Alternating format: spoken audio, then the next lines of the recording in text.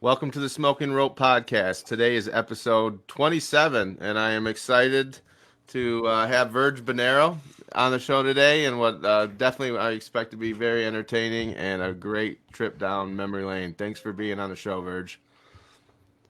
Pleasure. Excited Awesome. to be here. It's show number 20. It took 20. You did 26 shows without me. How is that possible?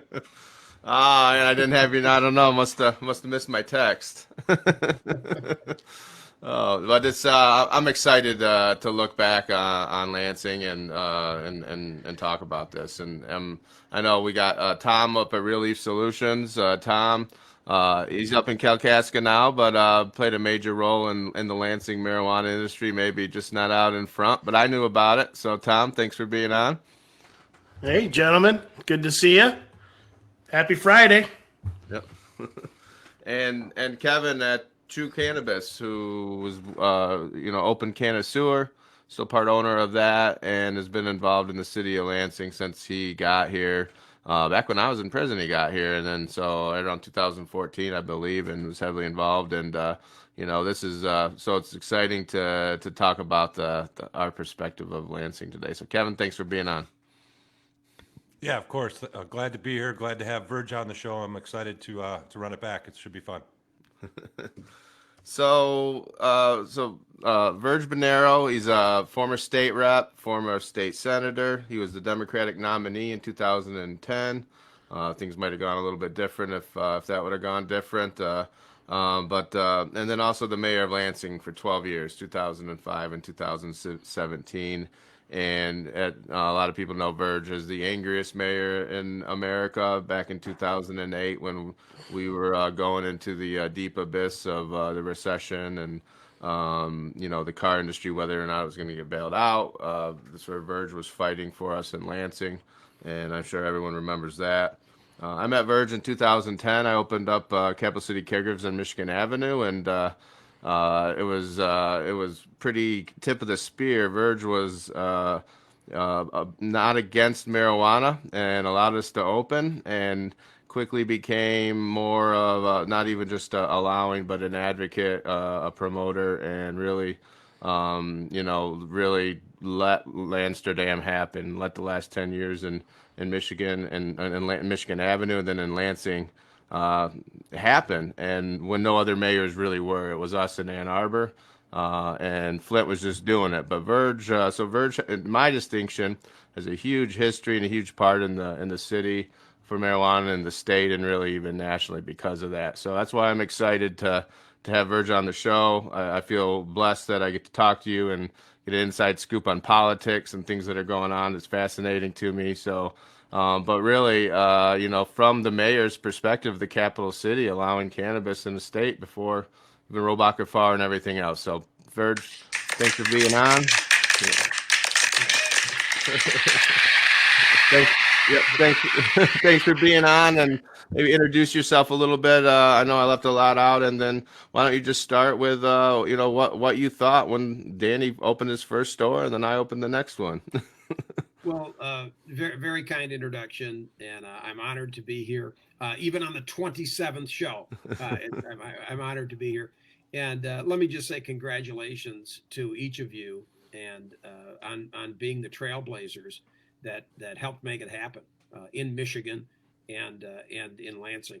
Um, this is just a move towards sanity. I mean, and that's why I supported what I call the normalization of cannabis in Michigan, and the people voted for that. I mean, I don't know that what I did was particularly courageous.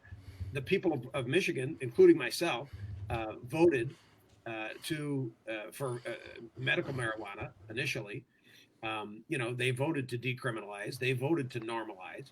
And as I recall, it seemed like the state, was taking forever and a day to actualize, to put in place what the voters had voted for. And in the meantime, we were saying here we're wasting resources, police resources, out trying to enforce laws that really we can't keep up with, that are unenforceable. I'll tell you this, I give a lot of credit to my police chiefs, gentlemen. I had Mark Alley when I first became mayor, then Teresa Szymanski, and then Mike Yankowski, who I got to pick.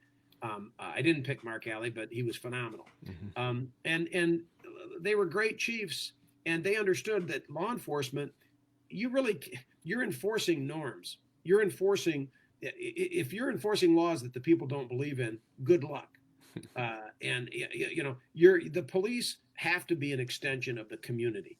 And I learned this from my chiefs and with my chiefs, that they believed this, that the police department, the police force is an extension of the community. And that's a whole other issue. I know policing, but it's wrapped into, of course, normalization of cannabis and so many other things. But we have been blessed in Lansing with good chiefs and a good department where they do see themselves not as an occupying force, but an extension of the community. So if your community, which Lansing overwhelmingly voted to normalize cannabis, and if we're out there enforcing, locking people up, trying to arrest people, and they've already voted, and it's really a technicality that the state hasn't given us the exact guidelines. So we sort of we sort of pushed it and said, let's be on the cutting edge of recognizing the reality of cannabis, that the people have said, we don't want this to be illegal. They've already spoken. And so we're not going to go out and try to enforce something that is against the will of the people. So that helped spawn the industry early, the legal industry early. And my idea was, again, not revolutionary, get it out of the shadows, put it on Front Street. And that's what you were doing, and you were risking plenty in doing that, saying, look, we want to comply with whatever rules there are. We're not hiding anything. And so and my chief, it wasn't anything where I had to twist arms with the police department. Thankfully, my chiefs agreed. And largely, I think most of the department, most of the officers were like, let's stop trying to enforce this BS that is really not criminal behavior. And when you look at alcohol, I asked my chief, we had many lengthy conversations with the department, with the community, comparing alcohol-related crimes with cannabis-related crimes, and how many times do crimes, assaultive crimes, are they related to alcohol compared to cannabis? And of course, it's night and day. It's common that excessive use of alcohol leads to problems, fights in bars, domestic abuse, etc. And cannabis, really the opposite. So it really, a lot of it just made sense. And then we largely had very good operators to start. You guys pushed me a little bit. It's true. You pushed the envelope, and we talked about it and said, you know what? This is, again, it's normalizing. It's pulling it out of the shadows. It's creating jobs. And when I look at it today, and I remember the press. People can Google this. There were times when the State Journal, they would really ask. They would really be pushing it, and the electronic media, what are you doing? And isn't this blah blah blah? Really pushing it. And I was talking about the vision that I had for normalization and what it would mean for the economy. And again, that's another reason I think the state, voted for it. And it's one of the great byproducts, the economic benefits, the jobs, and good paying jobs that you all are creating. And now I see it throughout Lansing. And I look at this, and I may be jumping ahead, and I'll shut up so you guys can talk. But you look at this economy that we're in now. Ryan, you referenced the Great Recession. And yeah, they called me the angry mayor. Yeah, I was angry because I heard people talking about, forget about the auto industry. Yep. Never mind manufacturing. It's all going overseas. We can't fight it. Automation, robotics, that's just the way it goes. Those jobs are gone. And yeah, I got damn upset about that. And I said, GM is worth saving. And I knew what those jobs meant to this community. But at the same time, look at the industry that's been spawned. Look at the jobs coming in the green economy with cannabis. And if we didn't have those now, as tough as this economy is, and a lot of people are hurting, we know that. And I know, Ryan, you and the Guild are looking at ways to give back. But look at the jobs that have been created with so many entry-level positions and so on, that people that are making a living wage and a good wage in the cannabis industry. Where would we be without it at this point? We're talking about, I don't know that if there's been a study done, thousands and thousands of jobs. just in the Lansing region. Just in Lansing, yep.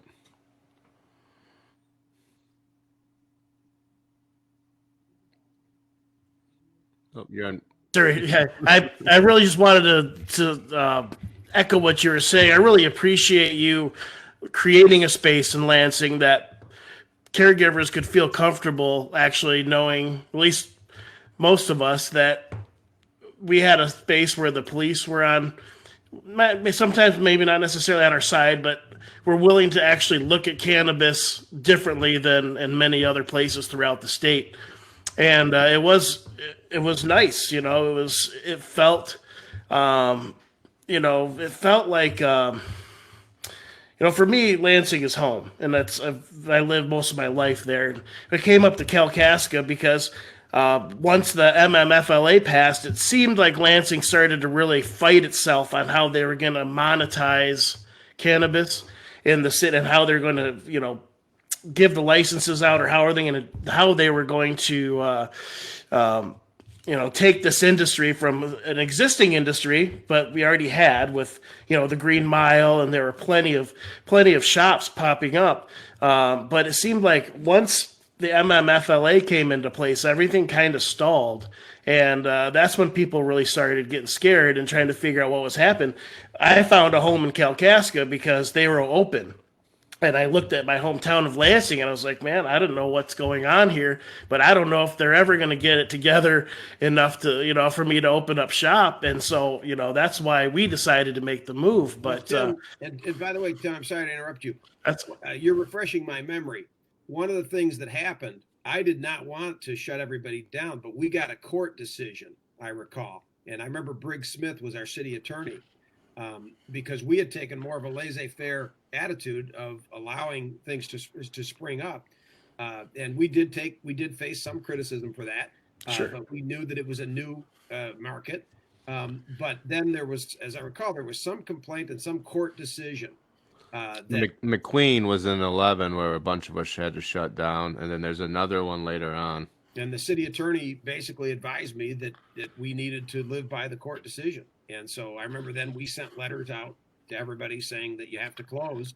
And I think basically everybody complied with that. And again, I tried to do what I could within the law. When the law was unclear, we erred on the side of growing the industry, and then this court decision came down. So then we had to try to move quickly to comply with and push the state to do their thing, so we could develop the industry under the new statute.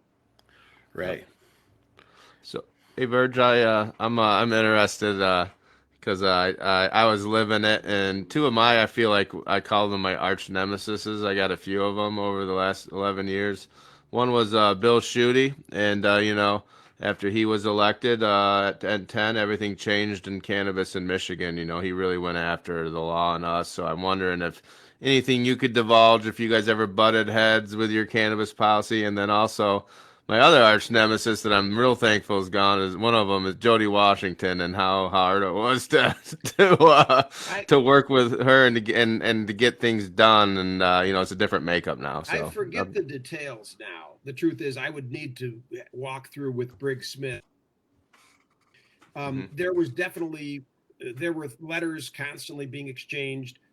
There were phone calls and threats from the state attorney general's office under Schuette. And so we would meet. I remember periodic meetings with the city attorney, with the police chief. And in fact, I remember saying, look, if that's the way he feels, then, that's up to the state police. I don't control the state police. I control my police. And so I know what we're going to do.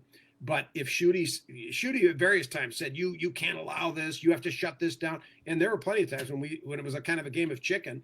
And we said, if you want to spend your police resources, if the state wants to come in here and spend time and money shutting down these facilities, have at it. We're not doing that.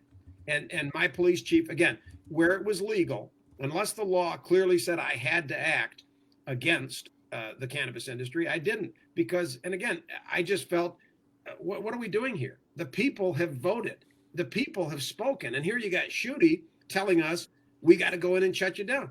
Why would I do that? I mean, again, and I have limited police resources. I've got real crime. And then I've got the product. And basically, the cannabis people were saying, look, come in, investigate. We're open, inspect us. We're only dealing in cannabis. We're not dealing in any other drugs. We're checking the cards. We're not selling to minors. So basically, my instruction, and under our charter, the mayor is the top law enforcement official with all the powers of the sheriff. I made it very clear. My position is, unless they're selling to minors or selling something other than marijuana, that we're not stopping them. We're, and again, most everybody, I think we shut one. I remember one or two where there was some question about maybe what they were selling, or I think at one time maybe not properly carding people. But the vast majority of the industry players were totally responsible. So yeah, we butted heads with Shooty. I remember running into him politically. We had one thing. He did this thing to protect kids, and he invited me. And I remember it was a big deal because it was something about against, I forget if it was against bullying or against child abuse or something. And I agreed. And I said, yeah, I'll stand up with you on that. And my people went crazy. And they said, you can't stand with Shooty, absolutely not. He's a Republican, he's this, he's that. And I said, it's anti-bullying. I said, I happen to agree with them. I said, and he asked me to speak. And so I said, well, as a compromise, I said, I won't speak, but I will be there. I support what you're doing. We've gotten into such a polarized time where Republican, Democrat, and I get it. Okay. And I was against Trump, a lot of Trumpism, what he stands for, but we have got to get back to, just like we talk about normalizing cannabis, we've got to get back to normalizing politics and being able to work on what we agree. Even if you're a Republican or you're this or you're that, city mouse, country mouse, we've got to be able to get back to focused on issues. And I know that on a statewide basis, like you mentioned, Kalkaska, Tom, I bet you got a lot of Republican officials out there. In a lot of Republican burgs, holdout areas, they're pro-cannabis. They see the dollar signs. They see maybe it's more of a, what do you call, libertarian position. Live and let live, but where you've got a natural substance that is much healthier than alcohol on by most measures, if not all. Why wouldn't you promote this? So I'm glad to see it was a bipartisan effort in terms of normalizing this. And again, let's work together to continue to make it work. It's one of the few new industries. I'd like to see some other new industries come to Michigan. I think we made a big mistake with the film industry. One of the things that Snyder did that I vehemently disagreed with him is he pulled the plug on the whole film credit in the third year when everybody agreed it needed 5 years. Everybody, when they put it in place, Republicans and Democrats said we gotta let this play out for 5 years, because that's that fourth and fifth year, that's when people will start to build infrastructure and start to build studios and that sort of thing. He came in, and in the third year, throughout the campaign, he said he and I know I'm not here to really run against Snyder again, but he killed the film industry. So we would have had the film industry and the cannabis industry, which, what a great marriage. Yeah. Be super Great good. Lakes.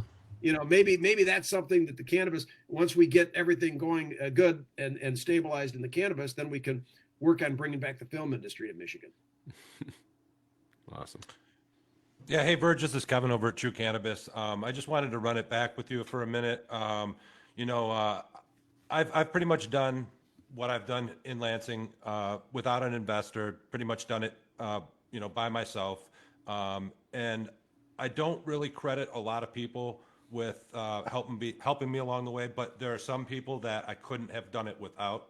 And one of those people was you. I don't know that you know how much of an effect you had on me when I was trying to get going. When I moved back, I lived out in Colorado for 13 years. I grew up here in Michigan in Howell, moved out to Colorado, and that's kind of where I learned my craft. And when I came back to Michigan, I had missed the boat in Colorado. I honestly was terrified.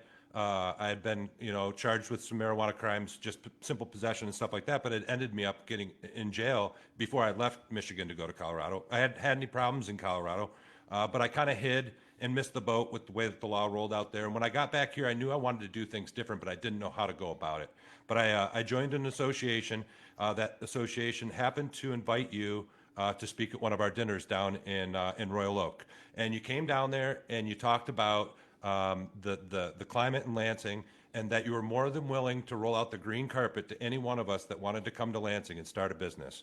And I took that to heart. The next day, I came to Lansing. We found a building. I made sure it met all the zoning requirements that they had implemented in the Colorado law to try to give us some kind of place to start for making sure we had a secure enough building. And then I came and met with you. Ken Cole came and took me down to meet with you. And I did not want to open our doors unless you gave me the okay. And we talked about it. And you basically said that you weren't going to, have your police, enforcing anything, and that we had your support. And that gave me the confidence to open my doors and get this ball rolling, something that I had worked at for the majority of my adult life. And honestly, I can't thank you more. You've been a great influence on not only me, but a ton of other people. And it's been amazing. So I just wanted to start off by thanking you for that.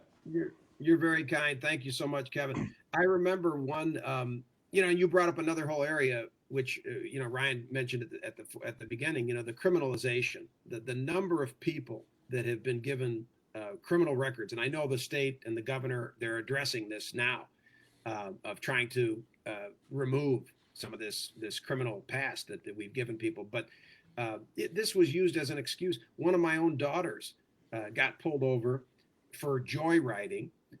She was singing a song as she was driving. Nothing about that she was weaving or anything. Pulled over for joyriding because apparently, it's illegal to sing while you're driving.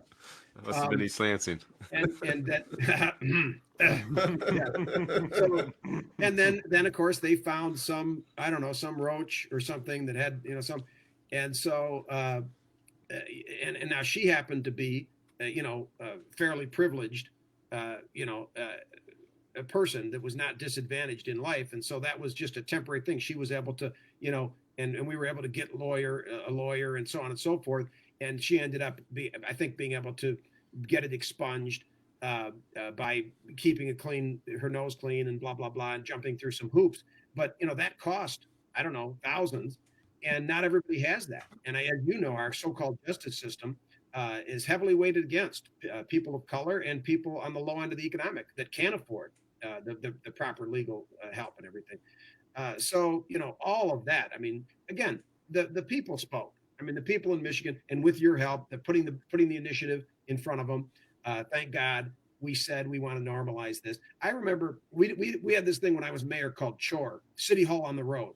And we would take all the city departments and go to a different part of the city, go right into the neighborhood, into a gymnasium or into a church basement, and set up all the departments, have the department heads after hours, so that people could come, working people could come and talk to the director of public service, talk to the police chief, talk to the mayor. And we would try to get a little food, give them a little snack, and they would come and eat our food and yell at us, which was great.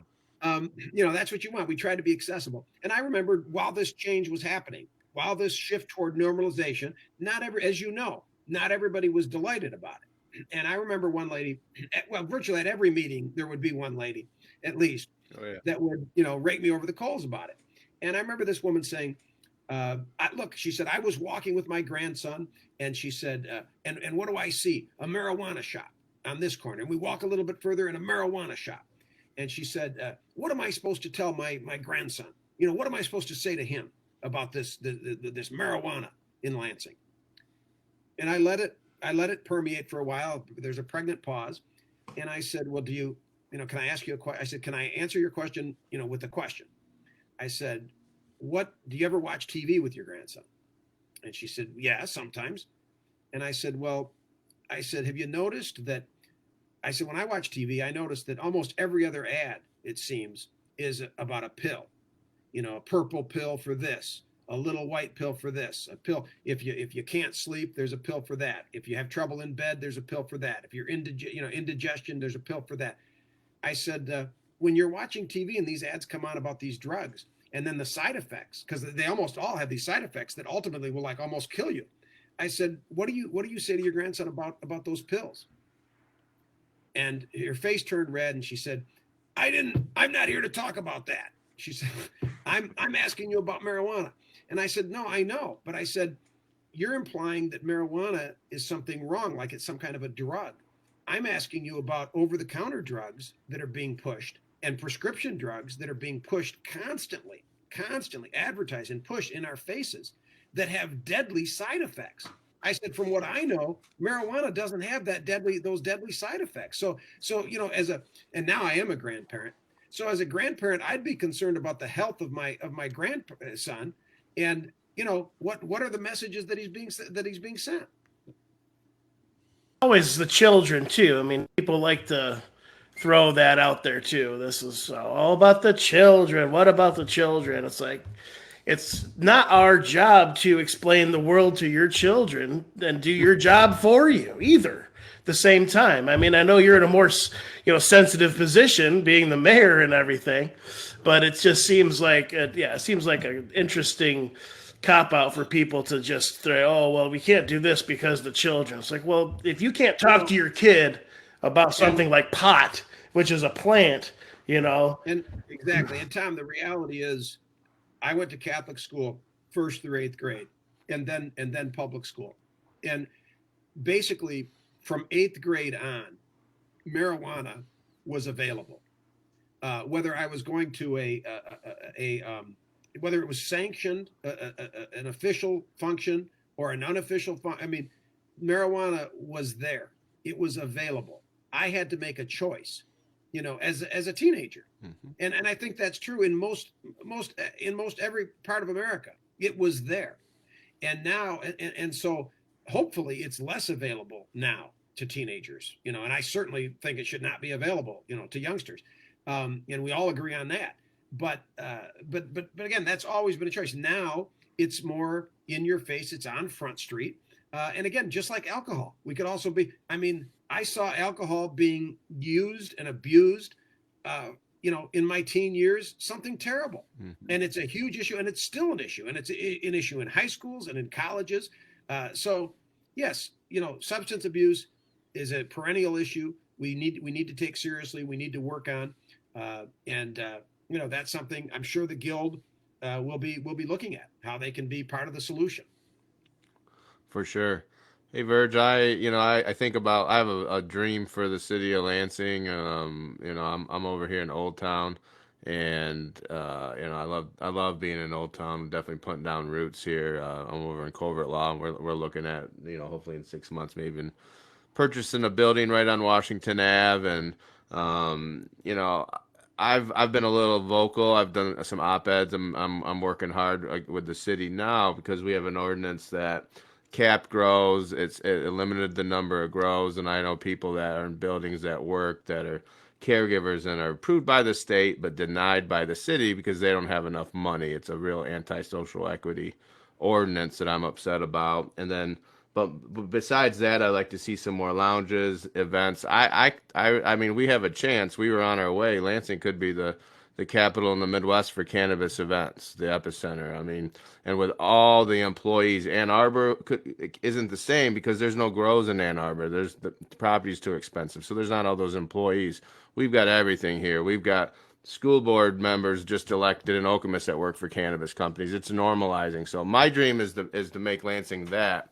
How do you? I mean, what would, if you were here still? What would you want it to look like?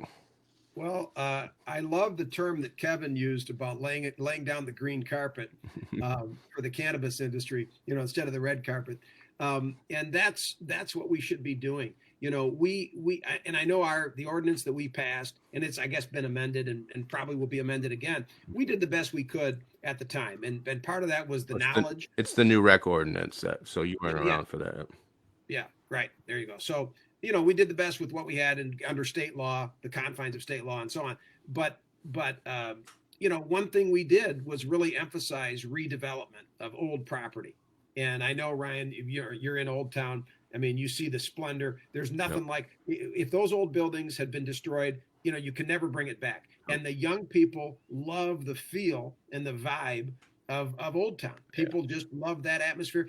Praise God that a lot of that was preserved. Busby, who is no longer with us, and then the other Terry and Terry. other the leaders of the OTCA. Tom Arnold, I know, has done a lot of great work on those buildings. He's a real craftsman, and others who are just emerging. But yeah, the industry is can be a big part of that. And again, we should be laying out the green carpet. This is one of the few new industries that we've captured. One of the things I fought for in that first ordinance was no limit on grows, because I said, why other communities limited, 2 grows, two dispensaries, 2 whatever. I said, why would we? I could see, I guess, limiting retail. But why would we limit grows? That's like saying we only want 2 Twinkie makers. We only want 2 bakeries in Lansing. Right. Why wouldn't we want 50 bakeries if the bakeries want to come? Why wouldn't we want people manufacturing? Would we limit manufacturers? No. Would we say we only want 2 car makers? If an electric car maker wants to come in here, bring it. And so if you want to grow cannabis here in Lansing, we want you here. Absolutely. And again, all of the benefits. And like you say, it's normalizing. I mean, when people talk about like putting those smaller liquor licenses with like a tavern license with food, it used to be people would really count that, like how many places, we have enough bars. Well, I don't think too many people are going bar to bar, restaurant to restaurant in order to get drunk. The point is that the license gives you, it augments. People want to have a wine, a glass of wine.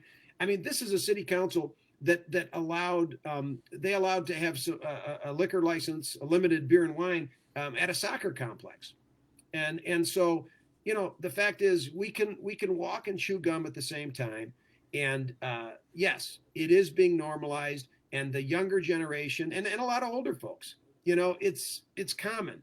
Okay. It's a part of life. And again, you know what, as I age, just speaking from a medical side, why wouldn't I look to cannabis first? You think I'd look to one of these other prescription drugs that, if you listen carefully, causes this? Of course, no matter what ailment, in the end, we're all going to get sick and die, sadly. And, but when I do, I'm going to cannabis first as a solution. That's going to be the first place I go. And then if I have to do some other, but yeah, it's a part of life. It's here. I'm glad that it's here in Lansing. It's a big part of the economy. I think that the MSU or some other outfit should study just really what the economic impact is. I think the state gets it. This is one of the golden eggs of our economy, especially in these tough times. So again, my hat goes off to you and the other trailblazers who helped make it happen. I see buildings being reused. I know you know what I'm talking about. That would, who knows how long they would have sat empty or been demolished. I see old warehouses, bowling alleys being turned around and being infused with I see construction jobs, and cannabis jobs. Where, I don't know, where would all these people be working, especially now when the restaurants, a bunch of them are closed, sadly. So Virg, a couple of questions for you.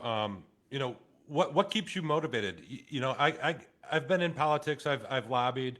And it's kind of sometimes like running your head into a brick wall. And it's kind of like a nonstop thing. You're always trying to explain somebody, your point of view, and try to get them to understand that, maybe what you're trying to do is a righteous thing, or it should be done. One, what keeps you motivated? Two, what got you into politics, and what was the moment that flipped the switch for you that you were going to be a staunch supporter of cannabis? Well, my aunt, I won't get into the life and times so much of Virg Bernero, but we all had a hero, and not only my mother, of course, who was a big Italian mama. She was a big woman, and she was a great Italian cook. And if I have any gift of gab, people used to say the gift of gab, it came from my mom. My dad was a stoic figure. He went to work every day, night and day. He worked. He was the provider, and he came directly from Italy, and he didn't talk much. I never doubted his love and for me, but my mother was. She would not put up with any injustice. And with her, strangers were friends and friends were family. If you went to the grocery store with her, you were always embarrassed because she'd come away with 3 new friends. She'd be sharing recipes and everything else. And then my Aunt Betty was a county commissioner. She was county commissioner and then clerk, Betty Fortino. And she was just a phenomenal public servant. She was just one of these. And that's why when I hear Trump talking about these clerks, there was some big conspiracy. They all stole the election. I'm like, you're talking about my Aunt Betty, my late Aunt Betty, who died in office in Waterford as township clerk. She was a Democrat, nominally. Really, she was a middle of the road, very conservative, Catholic. And she just did the job like a lot of these clerks, Democrat and Republican. They just do the job. They love the idea of public service and voting, and they're in there doing the job. And you see how they've castigated this Republican Secretary of State, this poor guy in Georgia. He's just doing his job, and now he's got to look over his shoulder and worry about being taken out. It's unbelievable what's happened. But public service, I just believe, Kevin, public service is honorable. I loved being in public service. I miss it. That's why I'm taking a look at maybe going back into public service. But, I think it's honorable. And I think we've got to stand up, all of us, Democrat, Republican, as patriots, as people that love this country, and say, stop the nonsense and let's work together. I don't think, when Biden talks about unity, I don't think he's just talking. I think he means it. I'm going to be talking to youngsters. My nephew just asked me to come on Zoom. They're doing this career fair, and I'm going to go on and talk about public service.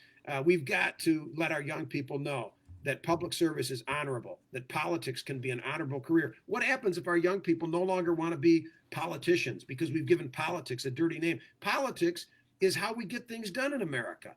I mean, either you have the Chinese system where they're repressing, look what they're doing in Hong Kong, or the Russian model where any enemy of Putin is wiped out, or you have the American model. It's not perfect, but you know what? We get to disagree. We get to yell, argue with each other, whatever. And it's a much better system, and we should respect the other side. So I don't know if I answered your question, but cannabis, cannabis found me. I quietly believed that this was nonsense. That what we were doing, the government, arresting people, creating these, criminalizing and so on. And I kept looking at alcohol versus cannabis, saying alcohol versus marijuana, thinking, and again, as a mayor running the police department, I saw the trouble that alcohol caused. And we aren't going to go back to prohibition. We tried it. So it just clearly, with a substance like marijuana, which is less, has no, the problems are so much less than alcohol. It's just screaming at you. And then somebody invited me to go to the hash bash. And I thought, maybe that was you, Ryan. And I thought, why the hell not? You know what? That's what I believe. I'm going to hash bash and I'm just going to say it. And then once it passed, once normalization passed, then it was my challenge. It was at my doorstep as mayor. I'm either going to go with the shooting model of shutting people down, continue to make arrests and so on, or I'm going to do something different. And to me, very clearly, the public had spoken. And so, I'm glad we did what we did in retrospect. But at the time, again, some of these battles, if you're mayor, if you're in that position, these battles will find you. There's no place to hide. You got to take a position.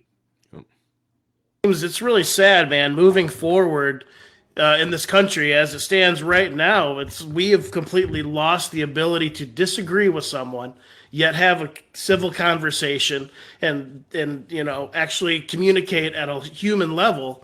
I mean, I think cannabis could be a great bridge for that type of conversation and bringing that back into our lives. Right now, it's either you're left or you're right, and there's no middle ground. And I really feel like embracing cannabis as a social tool also can help. The peace pipe. I mean, it stopped wars. I mean, why couldn't it stop simple civil disagreements? And a lot of that comes back to the ability to have events, cannabis events, that people can gather in a place once this COVID stuff is hopefully behind us and we can have these events. Do you see Lansing hosting cannabis events in the near future? Have they embraced that type of those type of events to happen?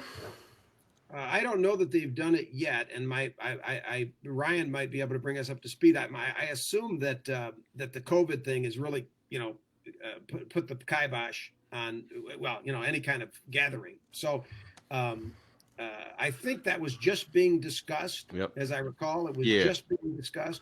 The notion of allowing some of that. I don't think it had been disallowed. I certainly hope so, that it will. How I think it was being discussed. How does it fit into events like Common Ground? Yep. Do you have a section? Just like you would normally have a section that would be roped off with alcohol.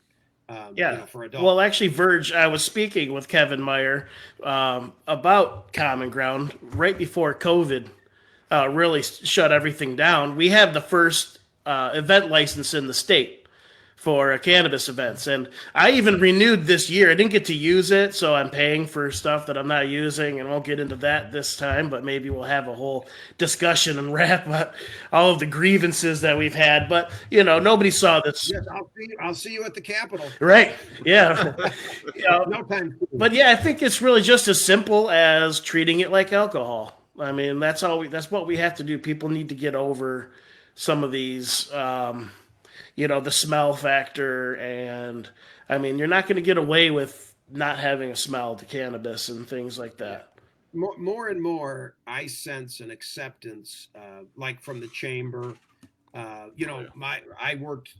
had a great relationship with the Capital Area Manufacturing Council. I've served as the executive director, and we just had a meeting today. Our board, we did a CAMC conversation. We did a virtual tour of one of the facilities. Our board is very interested. I think the chamber is now welcoming cannabis businesses. So, as it becomes more mainstream, you're gonna, again, you've got those holdouts that it's a holdover from, I guess, the reefer madness, where the government and so on. There were all those campaigns, and you look at again, when we talk about cannabis versus alcohol, or cannabis versus other medicinal qualities of CBD or other parts of cannabis. As we're only just beginning the study of really what are the positive impacts, again, compared to other medicines for treating certain ailments. It's just the tip of the iceberg, because the government even prohibited, studying, which is just astounding. I don't even think that Americans, most of them, are aware of just, what I assume big pharma and big booze did to see to it that cannabis was held back and shoved under the rug, and universities that wanted to risked everything. And that's why most didn't to even study. Yeah, simple descheduling would have taken care of that. Yes. Yeah. I was disappointed that President Obama didn't take it off Schedule 1. I would be shocked, stunned, and disappointed if President Biden doesn't get it off Schedule 1 right away. Yeah. Yeah. I mean, and not to be off subject, but that's one of the things that's really annoying and I wish the government would get it right, because, it's never a good thing to cry wolf.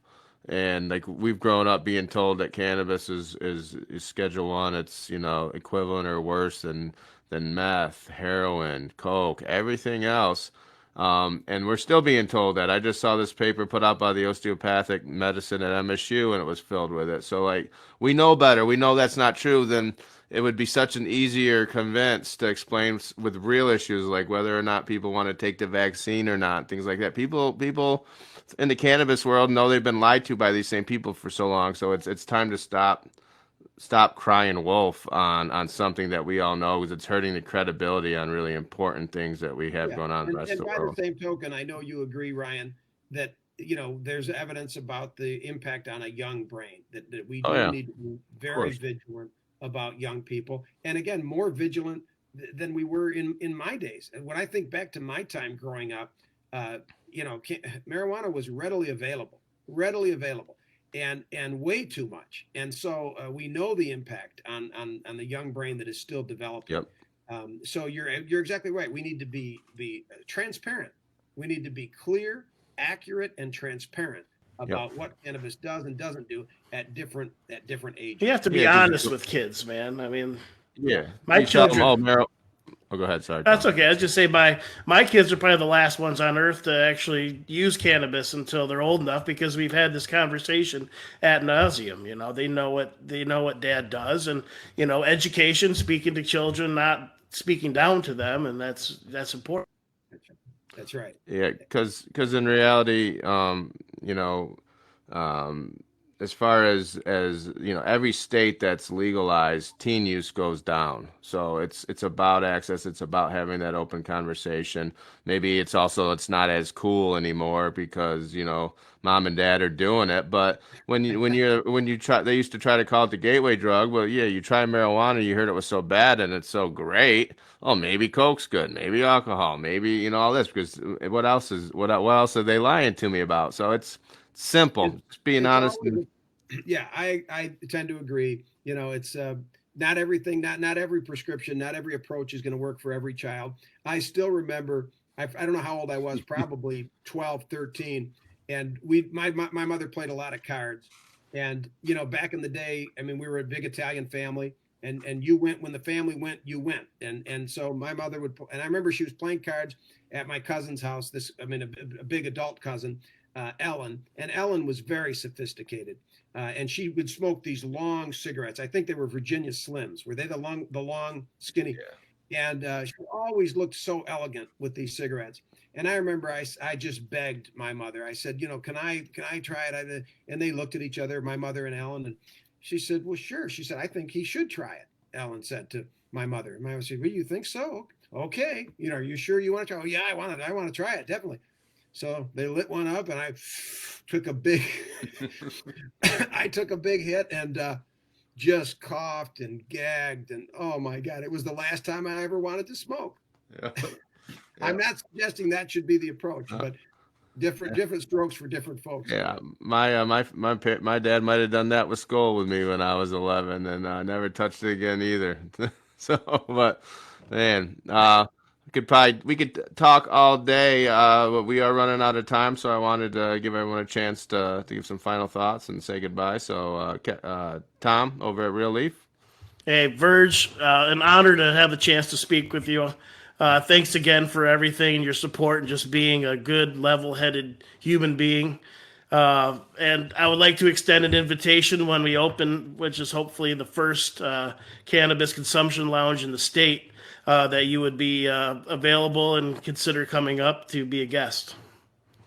Would love to. I've been up to the lake up there, and you've got a beautiful little hidden gem. Torch Lake? What is that? Torch Lake? Not Torch. I forget if it's Blue Lake. It's in Kalkaska. Yeah, it's Log Lake? Bear Lake. There's a few of them. Yeah. It's one that's spring fed. I'll have to get the name. Yeah. Kevin? I'd love to be there anyway for the grand opening. Yeah, again, just want to echo what Tom said. Virg, you've been a huge influence on me in the cannabis industry. I appreciate all your support over the years. It's great to see you. And I hope the best for you, and I hope you stay healthy moving forward with the COVID. Thanks. And Virg, of course, really appreciate you having on. And if you want to tell, you know, final thoughts, anything on your mind, go ahead here. Well, thank you so much. I really appreciate all your kind remarks, and I just appreciate you. Thank you for again being trailblazers, for investing in the city and in the state, investing in our people. You know, for treating your employees right. I've toured a lot of these facilities, and you know, it's just so heartwarming to see people, again, some entry level, some, you know, obviously more experienced, to see young people enthused, you know, being in a healthy work environment, you know, having that experience. For anybody, and obviously nobody listening to this, but some people have this idea that, oh, you know, working in a weed shop or whatever, you know, people must come and go as they please. There must be a haze of smoke. It's nothing like that, as you know. These are professional operations. These youngsters are learning great work habits that will serve them for life. They're earning good wages. I'm just very excited about. And again, this is all stuff that was, as you know, I mean, this was underground. We were feeding underground other economies, whether it was Colombia, Mexico. Here we've taken it, we've internalized it. We're feeding our domestic economy, growing our GDP. It's just very exciting. And when we get it off Schedule 1, and there's even more to be done, because I know you have trouble with banking. We didn't even talk about that. But as you continue to be allowed to professionalize, when that federal restriction comes off, there's going to be even more benefits to the finance industry and even more spin-off jobs. So again, very exciting. And an honor, Ryan. Really appreciate you, the invite on show 27 to be here. And thank you for your leadership, Ryan, for your leadership in this community and in the state, because you helped make it happen. That's man, I don't know if I can top that. Thank you, Virg. And you know, I love being in Lansing and putting in roots and reminiscing. Things are going so well for the cannabis industry as a lot of the world around us is in turmoil. So, you know, I love to go down memory lane. I love the history. I love your perspective on it. And you know, if there's ever, you know, whatever you do, or you mentioned that you might get back in at some level, you know, we're always here for you, and cannabis is always going to thank you. So with that, everyone out there listening on Facebook, check us out on Spotify, on iTunes, or Podbeam, and we'll all see you next week. Thanks.